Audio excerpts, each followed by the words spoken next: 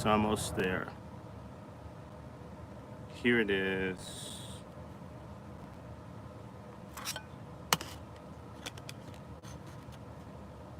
Open settings. Okay.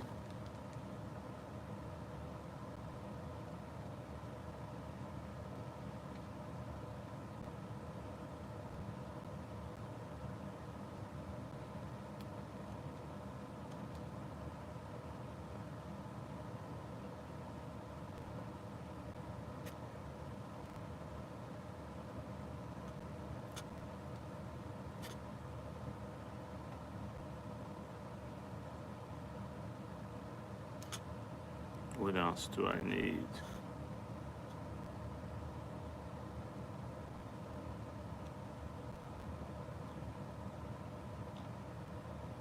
This doesn't do this. Let me just do it from what I got. We'll do this another time. I don't have to fight with this. Cha.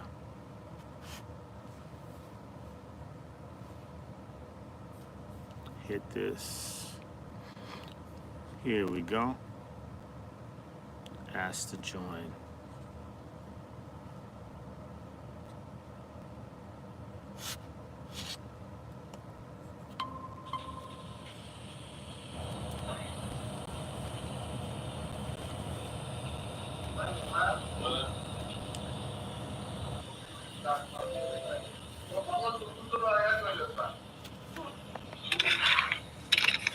Hello. Hello. Good morning. How are you? I can't complain. May I ask you to put your camera in a horizontal way? Not. Horizontal. Yeah. Thank you. Okay. Just let me.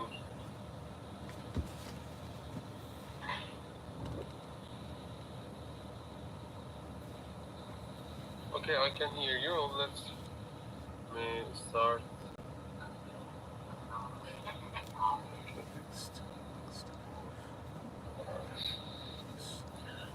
Thank you for having us, Mr. DrRandyShort. Let me start my first question.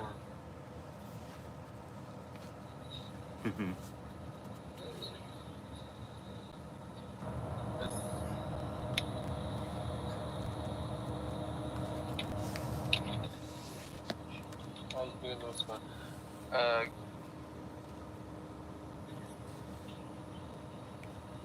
Does this light bother? Because I have another light. Yeah.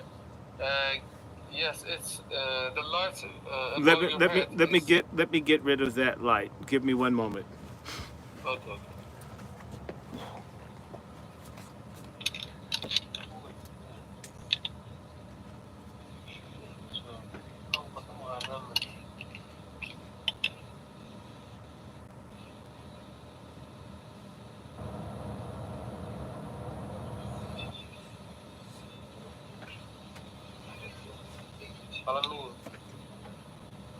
Okay.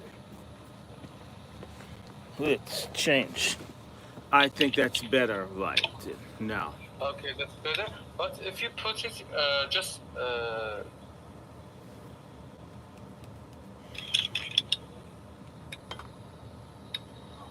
it's good. It's better. Yeah. Let me change where I'm putting it. Thank you. This is the purpose of calling earlier, because I don't know how you're going to look.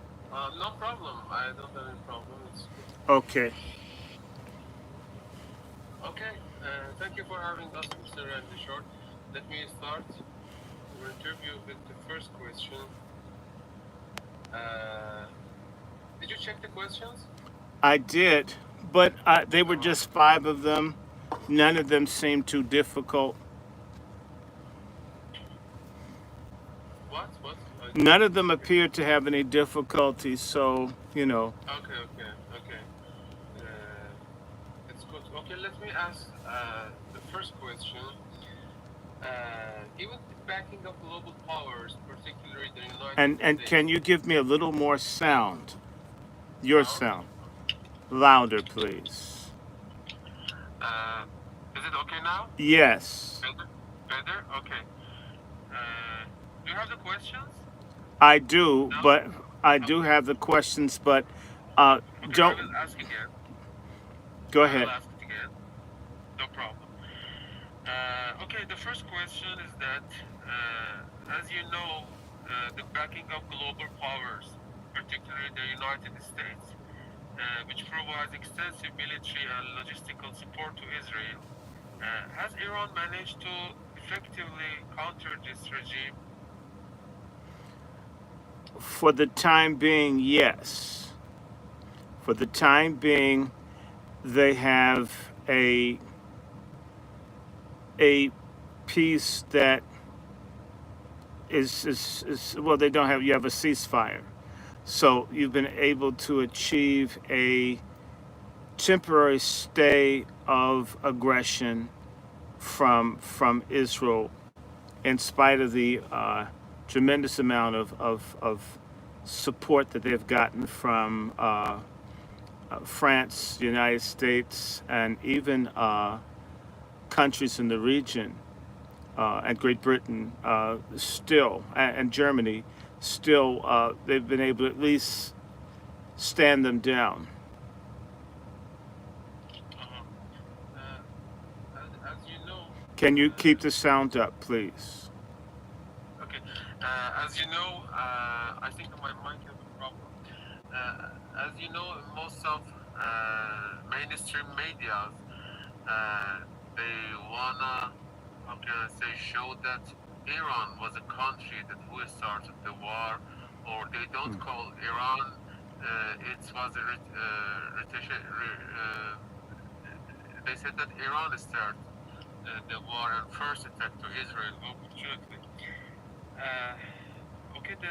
The second question is that, do you think what were Israel objectives in this attacking, and did it succeed in achieving them or not? Israel failed. Um, Israel has failed in its objective, which is really to get the United States to go into war with Iran on behalf of the Bibi Netanyahu administration for the uh, Jewish state of Israel. That's what they wanted. They want the United States at war with Iran. This is what they wanted to achieve. This has not worked, and in fact, they have.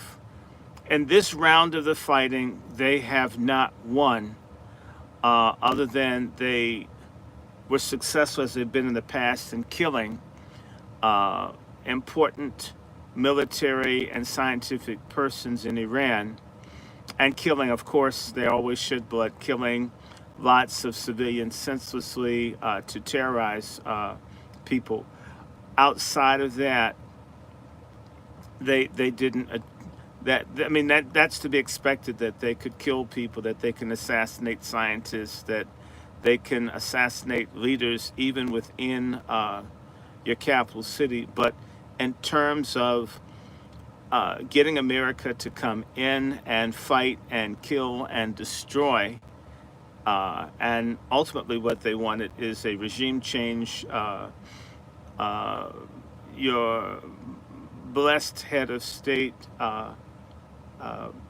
Ayatollah Khamenei, they want him deposed. They want to put Reza Shah Pahlavi's son and reestablish the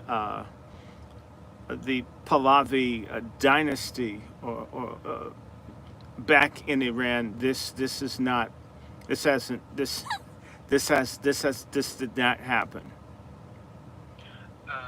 May I ask a deep question that, you think what is the main goal of getting back the Pahlavi's son or regime change in Iran? Why they want to do it? Well, under the former monarchical peacock throne of the Pahlavi dynasty, starting with the father of Muhammad Reza Shah and the grandfather of the current deposed crown prince Pahlavi that's here living near the CIA George Bush campus in McLean, Virginia. It's interesting who he has for neighbors. Um, Under the Shah, and even before, if we can go back in history, the Anglo-Iranian Oil Company, which is now called British Petroleum, they were able to basically drink the blood of the Iranian people, to steal huge amounts of money from Iran, because one of the most important commodities in the world, in particular at this phase in human civilization, is the petrochemicals. Hydrocarbon sectors are very important for agriculture, for medicine, for power, for paints, for chemicals, for all of that. Iran has arguably one of the largest oil and gas reserves in the world. The British got that from about 1908 until the early 1950s for practically nothing. The Iranian people were destitute, they were robbed, they were cheated. And the British enjoyed this until, peace be upon one of my favorite leaders, Mohammad Mossadegh, who was a great man for the whole world. This Traore and Burkina Faso, and even Nasser, Gamal Abdel Nasser, who was head of the Arab Republic of Egypt in terms of getting control of the Suez Canal. Everybody in the world in the global south, or resource-rich nations that have been exploited and cheated out of their natural resources with practically nothing in return, except for maybe pennies for a few dictatorial type people and weapons to repress the populations that are being deprived by major multinational Western corporations that steal, kill, and destroy the whole world. That when Mossadegh fought for Iran and nationalized their oil, this is one of the first times in modern history that a non-Western nation had complete control over its natural resources, which made Iran an energy superpower. And the resources from it were able to help Iran advance better. But of course, Mossadegh was destroyed in Operation Ajax, where the British MI6 and the CIA, along with others, destroyed the democratic government of Iran. And Iran has a very proud history of having the first constitutional government in the Middle East in 1905. So the thing that people had fought for well over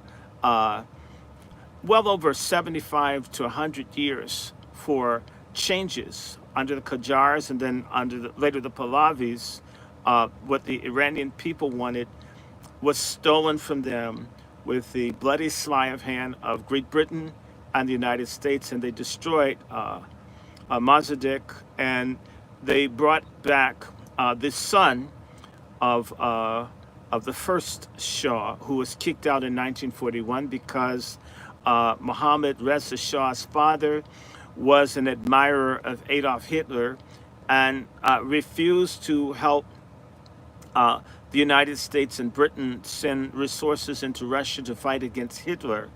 And therefore he was forced to abdicate and give control of the government to his son, the Shah that we know best. And of course, this Shah became basically a puppet, prostitute,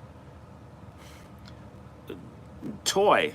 Basically, he was a dictator, a royal monarchical dictator in service of the people to whom he owed being able to sit on his throne, because he fled the country out of fear that the people would get rid of him because he didn't get along with Mossadegh. So once Mossadegh was crushed, and once Mohammad Reza Shah had power and he learned he was indebted to the West, he was very close to Israel was established in 1948, just a few years before this this unconstitutional, illegal subversion of the Iranian government by the CIA and the British. Israel became a close ally to the Shah. They helped train Savak to kill and torture people by the thousands.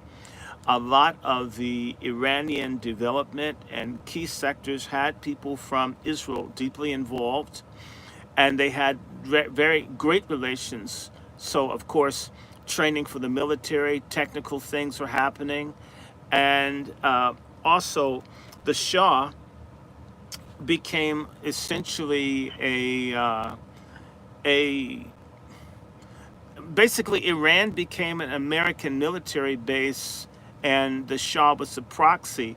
So they built up one of the biggest armies with all the new modern weapons for Iran to secure the Shat al Arab at one end of the Arabian or Persian Gulf, depending on who you ask, to the Straits of Hormuz. That Iran was used as a buffer against the former Soviet Union, as well as against Arab nationalism. And so the Shah spent billions and billions and billions of dollars enriching Israelis, French, British, and American munitions manufacturers, as well as selling oil. He did do significant things to improve and modernize Iran in its urban areas, but was a total failure for people in the rural areas. And when you have massive development and urbanization and you disrupt the rural sectors, it creates what? Slum living. So you had an Iran of two contrasts of super rich, westernized people, and then you had very poor people. But that seemed to satisfy Israel, America, Britain, France, and the biggest issue that they had with the Shah, because the Shah would have never left power as bloodlessly as he did, were it not the fact that certain Western governments, including the United States, were angry with the Shah for his role in the Organization of Petroleum Exporting Nations, OPEC, and demanding more money for their oil, which is essential to all the economies, but they don't want to pay the people a fair price for their commodities that fuel the westernized nations.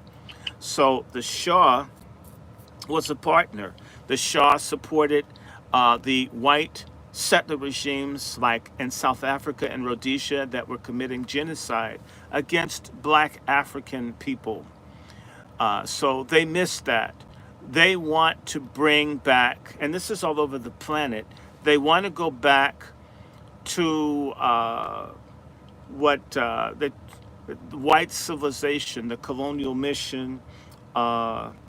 There's a poet who talks about the white man's burden, and his name is escaping me. It's 1 a.m. here, but they want this. They want a world in which all of the resources and the wealth and the labor is either cheap, free, or taken from other people who have no capacity to resist their greed, their insane concepts of biological supremacy. I believe the poet is Jack London, who had the poem "Take Up the White Man's Burden." So, and then the white man's burden is to rape and steal from everybody else and make everybody like it, and those that don't like it find themselves mass destroyed. So they want to bring back in Iran a government where you can have pornography and abortion and McDonald's and everything can be in the image of the very decadent and dying, godless, pathological nations. And look, I'm very comfortable. I'm an American. I don't hate myself. I don't hate the country I'm in, but there are a lot of things in Western countries that nobody should want. They want everything. They want child pornography. They want everybody. If you look, they're pushing sodomy and transgenderism all over the world. They want Iran to have big pride marches. They want everybody to be as morally and spiritually bankrupt and indebted to them. That's their vision of the world. We should be poor, destitute, deviant, dependent, and we should worship the folks who do this to us. And their corporations should get everything, and we should be happy if we're not completely starved to death. Mm, thank you. Yeah, some people uh, don't believe this. They just deceive them by just we are wanna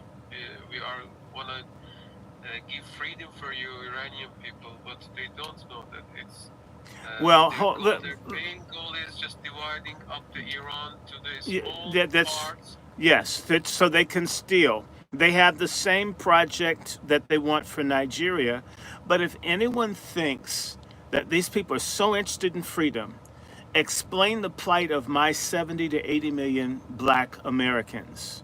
Okay? Why are we with 1% of the wealth or less in this country, and we're somewhere 17% or more of the population? Why are we the most incarcerated people on the face of the earth? How are black men who fight in all the wars for Israel homeless, and yet illegal invaders are given benefits and medical care, and our people die? We die sooner, faster. We've got hunger in states. You've got poverty that's unnecessary. Let's have some freedom here. Let's have some justice here where police just don't murder people in the streets, or the CIA, which has a black budget. Some of the money used to pay the gangs to attack Mohammed Mossadegh was raised through selling narcotics and drugs to undefended black American communities, which is part of the CIA black budget, is to do slow genocide on black Americans and use the proceeds to oppress other people around the world. They've been doing this for 79 years. Everybody knows, even when Iran was buying weapons to fight Iraqis, the CIA was sending drugs to kill black American people. I mean, freedom, give me a damn break. What country? This country has maybe 1/3 of the world's prisoners, and we're 4% of the population. Black Americans comprise maybe 13, 14% of the world's prison population, and we're not 1% of the world's population. Sound like freedom to you? And if it does, please don't immigrate here. We have a lot of people that don't get it that come here. That's right. So, according to the situation as we saw in the last days, do you think it is logical to trust United States United States government that they're claiming that they want peace, or we want to discuss about nuclear program? After nuclear program, they want to talk about missiles and other. They're just coming forward to eliminate everything. Is it logical to trust them? Well, again, I'm going to come back and say there are almost as many black Americans, and that's people of various mixtures, in this country as there are Iranians. We're somewhere between 70, 90 million people. You're 92 million people. Uh, if this country has laws on the books about fair housing and justice and for all, and this is not true, where people run for higher offices promising to deny and to reject and obstruct the laws to not serve its own population. I need to emphasize what I am because I don't think people get it. My great grandmother was an Indian, and her mother was an Indian. And I have my other great grandmother, the other side's an Indian. My people have been in America for thousands of years. Not everybody in my family came here on a slave ship from Africa. That is a lie. We are the original people in this country with mixtures of people from other places. And there are thousands of agreements and treaties with the original people in America, and in 500 years, they've never kept any of them. So they don't keep their own civil rights laws. They don't, if they put it on the book, they don't enforce it. We should have a paradise in this country if the laws in the books in terms of how Americans are to be treated, all of us, if it was just enforced. So if a nation is incapable and lacks the political will, and I'm talking about the elites, aren't willing to provide health care, genuine education, access to housing, and to work, and dignity, and yet has billions to give to belligerent nations like Israel or Ukraine, right? I mean, why would you expect, if you can't keep a promise in your own household, if you're a liar in your house, you're going to be a liar in the street. And if you are able to lie at home and tell the truth in the street, you're schizophrenic and psychotic. But I don't think that's the case. I believe that people are just as wicked and unfair abroad as they are at home. Okay? Because, you know, if you raise a child in the house and it has good training and good discipline, right? That child's likely to come up a good human being, a good citizen. But if that child is in a reckless home, a violent home, a home with addiction or abuse, that will show in how that child acts when it leaves the door of that house. If America has had slavery, genocide, ethnocide, right? Predatory capitalism, injustice, mass incarceration, sexism, and state ignored mass abuse, rape, and pedophilia of its own children. It won't even investigate things like Mr. Epstein. Now our Department of Justice, so it's called, can't find a list that they said existed for years.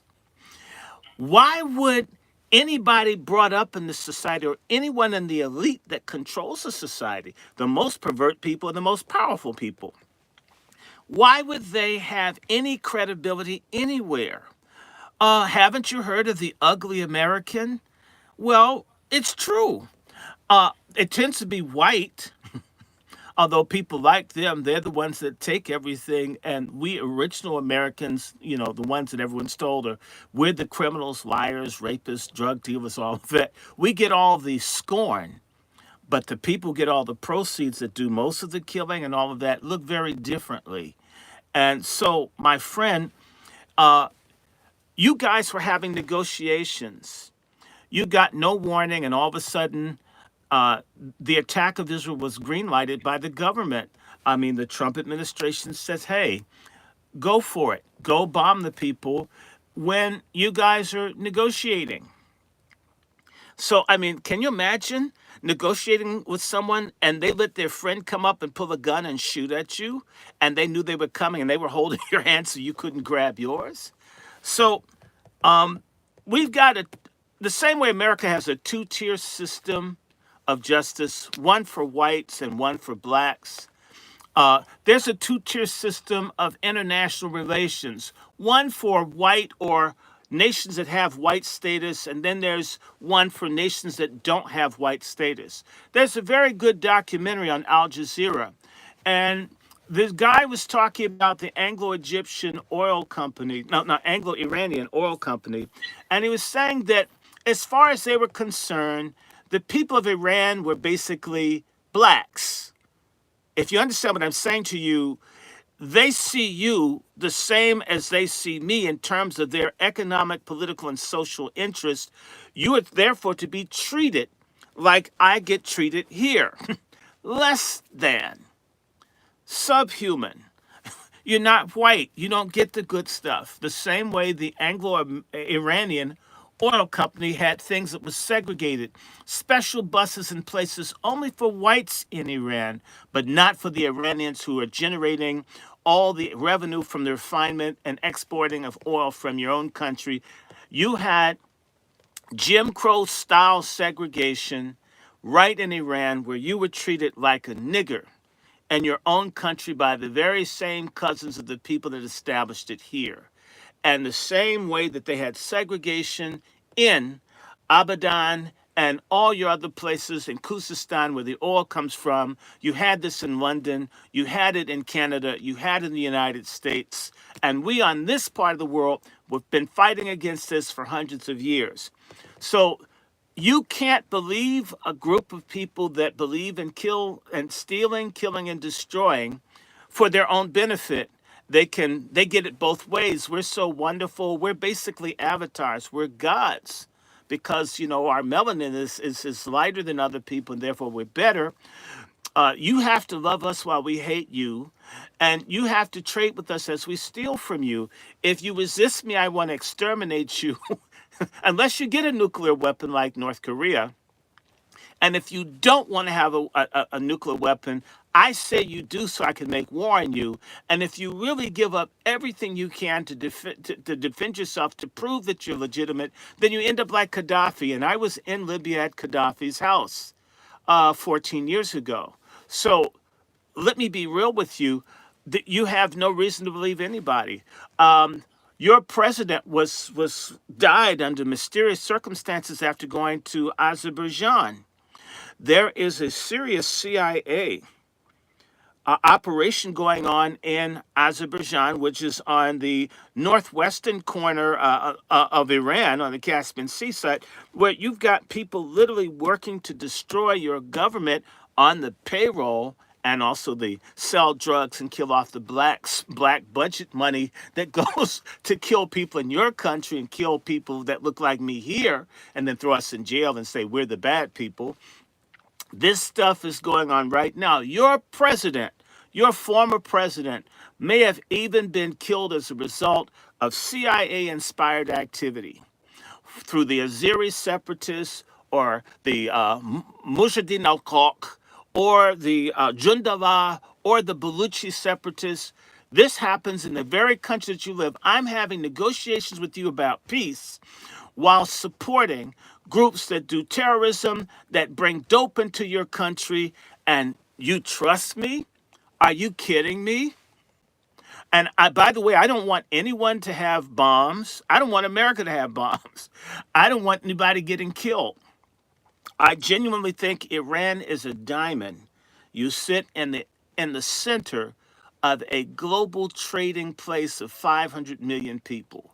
It's a gold mine if you really were interested in business and economic development.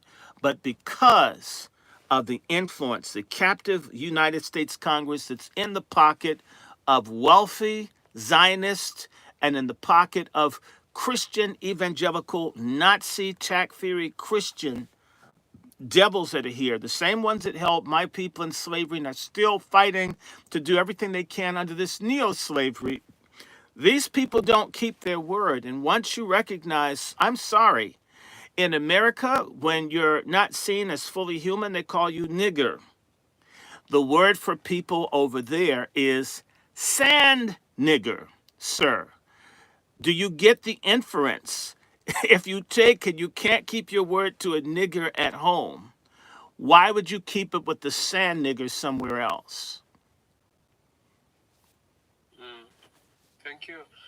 Maybe our next interview would be about injustice about black people in America. It's interesting for me Oh because yeah, we now know. if you don't know, the same way we don't get to learn about what happens in your country or how Yeah, we beautiful don't know anything about it. Tehran, we don't see how beautiful it is. They'll show you camels and all this stuff. When I tried to tell people there's a subway in Tehran, Yeah. I had people yell and scream and curse at me and told me. I've even been told by the FBI that I'm an agent of the Iranian government and I'm on the terrorist list. I don't have any criminal record. I don't want to hurt anybody. I just think the Mm. truth is the truth, right? We should have this discussion. We should. Keep going. I'm ready for the next question. Yeah, thank you. And my last question is that uh, how has global public opinion toward Iran shifted and changed after these uh, in the recent 2 months, I think? Mm. Well, it's a problematic. There are two answers. In your places in the world, the ordinary people, a lot of folks are going to be, well, pleasantly surprised that Iran could give Netanyahu a bloody nose after what he's done to Hezbollah, after what they're doing in Syria, what they're doing on the West Bank, and particular I'm going to get in trouble here. I'm going to get blacklisted as a racist for saying this, but genocide in Gaza, I don't know what else to call it. So now I'm in trouble. I use that word. You can't, no matter how many babies or hospitals or it's sort of happening. It's not, if you understand. I can't believe it, but that I'm sorry. That's the only word I know to say when you're killing a whole people, but it's not genocide here. Um, you need to understand something. For the people who are Shia Muslim and some other people, they would probably think very highly of what happened. Some people are relieved that America's not at war. However, I'm going to say this to you. The Islamic Republic of Iran is it's hamstrung in its soft power because your messaging is Islamic and it's inbred. I'm not a Muslim. I'm not going to be a Muslim. I'm a Christian. I believe in the Bible. I'm a follower of Jesus Christ. If you send me a bunch of messages that seems as if you're promoting Islam, I mean, you have a right to believe what you want. I believe something else. When you frame your international messages in terms of religion, in particular to societies that are predominantly non-Islamic, things get lost in translation because there is a history of various religions. Roman Catholicism is one, but Islam is another. Under Roman Catholicism, it's called the doctrine of discovery, where people have the right to commit war, to kill, slaughter, and enslave people if their religion wasn't that of Roman Catholicism. There's also a concept, maybe not in your Shia Islam, but in certain brands of Islam, that people can wage war and impose their religion on other people. And so when you start talking about what's happening in your country, if you give a human story that, we have oil, this, and people bullying us, people could kind of get you. If you dress it up in this Islamic thing, you lose people who are as afraid of American and British and French and Israeli funded Takfiri Sunni Muslims that murder and kill people who do all kinds of horrific things. If that is their image of Islam, when you put Islam with your story of how you're being mistreated, people are turned off and they don't care because they're going to be more frightened by what they've been told Islam is instead of people seeing your humanity. Not that you have to stop being Muslim or denounce the Quran or the Prophet, but that telling people what your situation is socially, politically, economically, this makes more sense. And Saudi Arabia and these other countries that are looking at this Abrahamic Accords or Abraham Accords, there are countries that are Muslim that get along with Israel. So if you tried to say Israel is anti-Islamic to someone here, they see Islamic countries doing business with Israel. It seems as if only your country can't do it. So is the Islamic Republic of Iran's soft power is compromised by the messaging. It may please people in Qom. It may please the supreme leader. And folks are saying all this because I've dealt with Iranians for a long time. It sounds great to people that want to frame stuff and be very religious and true to their Islamic belief, but it won't mean anything to billions of people around the earth. And there's a failure in messaging. And it has to be decided that we're going to keep doing it stupidly the same way, and people are going to get it, and they won't. And that is a major threat to your security, that not enough people understand what has happened to you, how long it's been happening to you, from the British causing a famine that caused up to 2 to 3 million Iranians to die of starvation. People don't know that. They do know that you've got mullahs and an ayatollah. As long as people don't know you as people, but there's this image of you as religious fanatics, and I'm not saying that's how Iranians are, but if we don't get any other images, and the media in the West is dominated by Zionists or people that are pro-Zionist, or people who get advertisement from wealthy Zionist or Jewish corporations, then in fact, you're already behind the 8 ball, and the footprint of Zionism is much greater than that of the Islamic Republic of Iran. If you do not have effective messaging to win hearts and minds, you may win with the Sajil missiles, the really good hypersonic missiles and all that you have, but you lose with certain public people that are winnable because your message is weak, it's inferior, and there's no excuse at this time that people haven't figured it out, which means perhaps the same way when the Israelis, the Jews, bombed the King David Hotel, they used Arab-looking Sephardi Jews that could pass as Palestinians to get in to bomb the place. They switched up the code to achieve the mission to take out the British command in Jerusalem. The issue for you is that your messaging, if it comes off where it's the supreme leader with the turban on, not to knock him. I like turbans, by the way.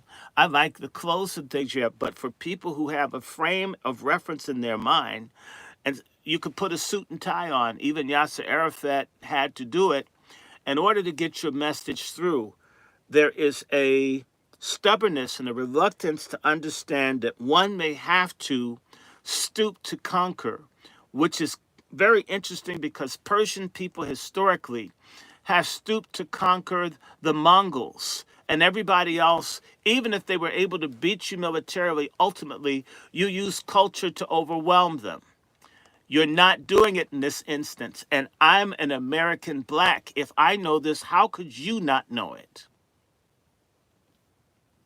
Thank you very much. Thank you for having us, Mr. Randy Short. And after subtitling this video, I will send the file for you, and I hope to see you again. Yeah, and you can send me a link because the audience needs to hear this. And the most important thing, a lot of people here who want peace, so you'll know, we're very pleased to see that someone could check Israel. You need to understand that what is perceived is that Iran won. And what's also come out is that Trump didn't want a war. Trump is in a corner. Without creating and using the soft power that allows politicians who owe favors to wealthy Jewish and other funders, it makes it very hard for people who want peace to speak up. Do you follow? So like I said, there's certain people who think I'm an extremist Muslim. They think that I work for your government, that I'm paid, and that I hate the American government, and I'm part Jewish. I hate Jewish people. It's not true. Without a greater thrust to get people to understand the truth, then you win a military victory and you come off in between. You're at a draw in terms of public opinion worldwide. You should win on both fronts, not on just one. Yeah, that's right. Thank you very much. You're welcome. Okay, guys, that was my interview. But By the way, these people think I'm an Iranian, a black Iranian James Bond. As broke as I am, then I'm just getting all of this damn money to betray the United States. It's not true. I'm a citizen of the United States. I hate racism. I hate everybody's racism. Yes, I fucking hate racism every day. Believe me. And I don't care. Now, I say the same shit here. And yes, I told his ass exactly what the hell I had to say. I'm not going to answer it the way that they want. I'm answering it the way a real nigga from DC, a real nigga that knows about discrimination, medical shit, a real person here who got family that were veterans that have been screwed over. Real talk. Okay, so for anybody out there listening, no, I don't work for the Iranian government. You just heard me tell their ass about what it is. You asked me, I'm going to tell you. And if I'm lucky, maybe more people will be talking about the racial situation in the United States. And we really need that, because folks are going to start putting pressure on the United States around immigration, and then they may stop this project. We do need people's asses to go back to where the hell they came from. If we don't put our issue front and center, Black Americans, of what's happening to us through this push to replace us with all these other people, then we're damned. And we absolutely need our story of what's being done to us told. So, without further ado, I thank you for participating. Oh yeah, I did. And fuck you, in Jesus' name. Christian Nazis, you nasty, crusty, vicious, white supremacists. You don't believe in the second commandment or love for neighbors. Get the hell off my platform and report me. I'll keep saying it. Drop dead. And too bad you weren't at Camp Mystic. I'm sick of these people. Stop kissing their ass. We want our damn freedom. We don't want these people around. Okay. I don't care how people see it. Okay? And I mean that. We need to stop playing games with these people. They've got armed militias and things to kill black people, training to mass murder us.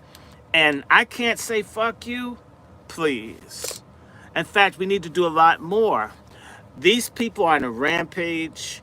You need to protect yourself. Have something, a crossbow. Don't be caught out here when people are going through this white psychosis. You think you believe in Jesus Christ, and yet you hate everybody. You don't want laws on pedophilia because so many white men are pedophiles. You let Epstein go because there's so many wealthy, important white folk who are doing this satanic stuff. Not to say that there aren't ratchet, no good black people, because we've got them in abundance too. But you know what? They'll at least put Diddy on trial. Epstein never got dragged like Diddy. And I don't like Diddy, and but God, Epstein and Ghislaine Maxwell never got treated like Diddy did, and did a hell of a lot more for a lot longer. So, on behalf of the Angry Black Men's Book Club, I call them like I see them, and I want to let y'all know we're going to do a show, and I've got some sisters that I want to talk to. I want to say hi to my dear sister Temple in Chicago. We're going to be doing a sex show. We're going to be talking about sex and all of that. And everybody's welcome. I think we're going to do one tomorrow. If not, we'll do it Friday. And it's going to be a very raw conversation. If you can't handle reality, if you can't talk, and by the way, all the religious people out there can kiss my ass, because these nigger preachers and other people should be talking about incest, rape, child abuse, bastardy, and all these things consuming our people. You got people in church addicted to porn. You got people eating doo-doo and drinking urine that go to church. You got people going to freak-offs to go to church, and there's no discussion of sex from a biblical standpoint. And so if I have to do it raw, I'm going to keep doing it. I don't care if you don't like it. I'm not in this to be popular. YouTube and them hate me too much for me to do profit sharing or super chat. So it's the people that might give me small donations that make this stuff at least feasible. But it is not like I'm doing this to get big. And if you're like the person that threatened my channel, to which I don't give two damns. The best news I know is that demographically, most white folk in this country are above the age of 60. And if they don't learn how to like and get along with other people, they may not be around. It may be the will of God without anybody putting hands on anybody or using a bunch of negative, stereotypical language to talk about other people, which I don't care for. Okay? That maybe your asses will die off globally. Sperm counts are low. Folk aren't having kids. Maybe it's the will of God that there are no more of y'all because y'all won't get along with anyone. You won't follow the word of God. You can't be good communists, good socialists, Democrats, Republicans. Just hate. I'm going to just hate everybody and I got a gun and I'll get away with it. What happens when that's not possible anymore? What happens when you're outnumbered? What happens when you need your army as much as, what is this, hog shit or hog shat, the head of the Defense Department? What they don't want any black people in the army. You know what? Great. Send all the white boys to die. See how fast they discover it's not DEI for black people to die in their rich, filthy, vile, Luciferian, plutocratic places. I couldn't give a damn about evangelical racists, these people who don't think you and I should be able to use the restrooms or breathe the same fucking air that they breathe.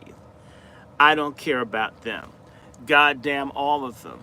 In fact, I hope there's a whole bunch of floods. I can think of a lot of people that need a wash down anyway.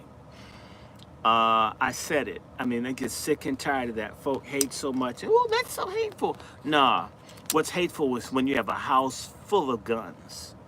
Your kids are taught to hate. Everything's about fighting and killing people because you're on land you stole from everybody else.